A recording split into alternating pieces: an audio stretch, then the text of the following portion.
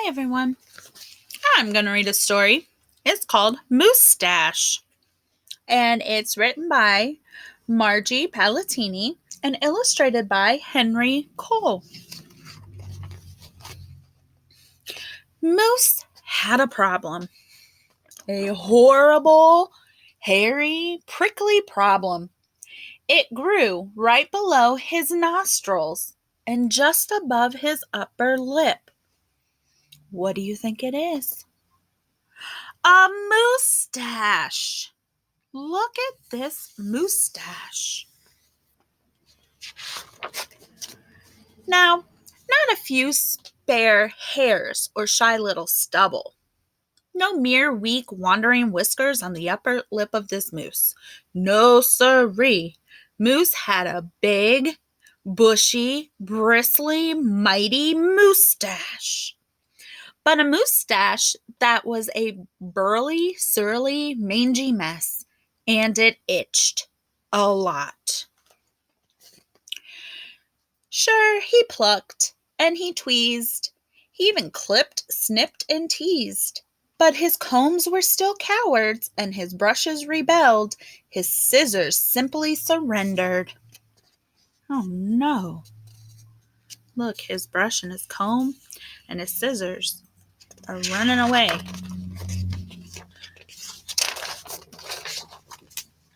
Moose was in a frizzy tizzy. The moostache was completely crimping his style.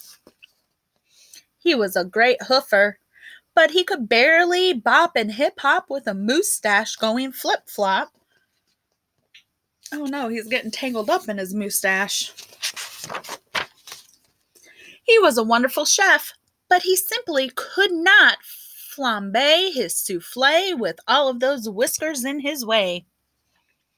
And he was a daring skier, but how could he downhill race with the mighty moostache blowing in his face? Moose had to do something, and soon. But what? What do you think he could do?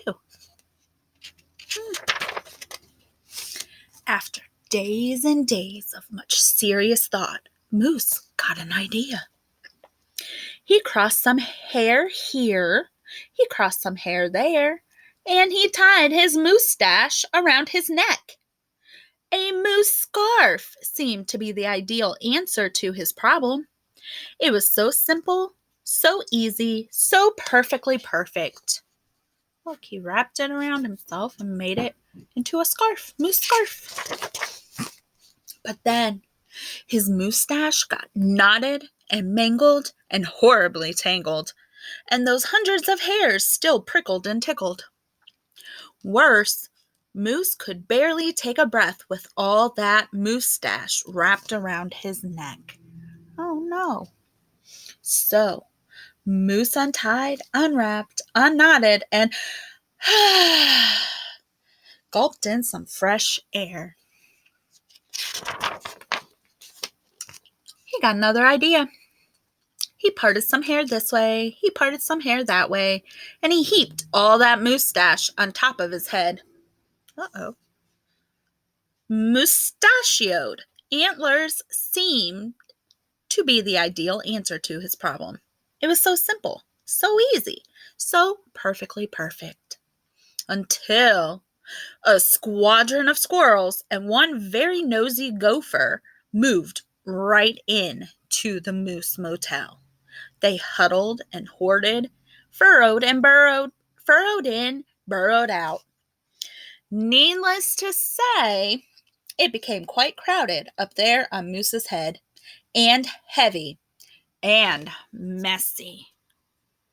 Look, he's got 1, 2, 3, 4, 5 squirrels and a gopher living in his moostache. And very, very noisy. The squirrely chitting and chatting, squeals and squawks woke Moose every morning before the crack of dawn. And that gopher was giving the moose one hairy headache. Moose needed his sleep. He needed his rest. He needed his privacy. Moustachioed antlers Nuts, said Moose. So he unparted and unpiled, untwisted and untwined, and said adios to the hairy horns. Adios also means goodbye. But now what? What? The miserable Moose took hold of a hunk of hair and he wrestled it. Then roped it. He tethered, tied, tamed. Aha! Moose tail! Now that was so simple. That was so easy. That was not so perfectly perfect. Talk about a dizzy do. Moose didn't know if he was coming or going. Backward, forward, this way, that. He didn't know which end was which. Moose had to bail on the tail.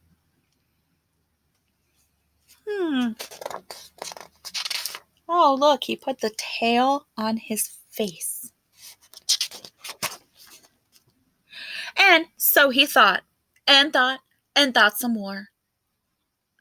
But no other idea was a worthy winner. Braids were a bother. A Moostache sweater, too sweltering.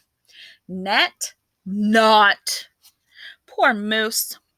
His problem was truly terrible, unbearable, just downright sad.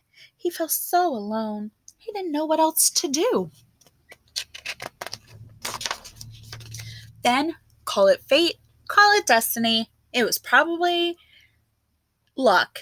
But one day, Moose tripped on his Moostache and just had no time to duck. Oomph! Pardon me, they both said as they bumped. Then they blinked and they stared, and their hearts went thump-a-thump. She was a moose. With a bouffant so bodacious, outrageous, well, it was just plain old big. Hair after hair piled higher than high. A sky-scraping dew of glorious curls. A tower of swirling twists and twirls. She was simply splendid, stupendous, absolutely superb. Uh-oh. Of course, Moose had to ask how she did what she did to get such a do. Ms. Moose winked and then whispered, just a little clue. So, she helped he fearlessly plunge a hoof into a fat pot of the white gooey goop, and carefully, oh so carefully, they glopped and they plopped, they pasted and they pressed, they coaxed and curled every truly unruly wayward whisker. Around and around, they tweaked and twirled those horrible hairs until Moose's once mangy mess was now a wondrous, winding wave of marvelous Moostache. Moose gazed in on the mirror and smiled a broad, moosey smile. He was so happy, so glad, just giddy with glee. He looked dashing and handsome. Moose gushed, "Is that really me?" With not a care for one hair, the moose pair boogied and bopped. They skied downhill, even uphill, and their cooking was hot, hot, hot. It was so simple.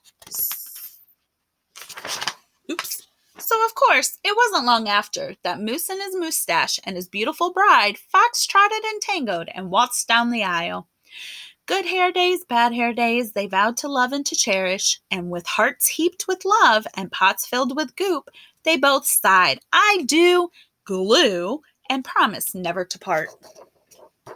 It was so simple, so easy, so perfectly perfect, and it stuck. The end.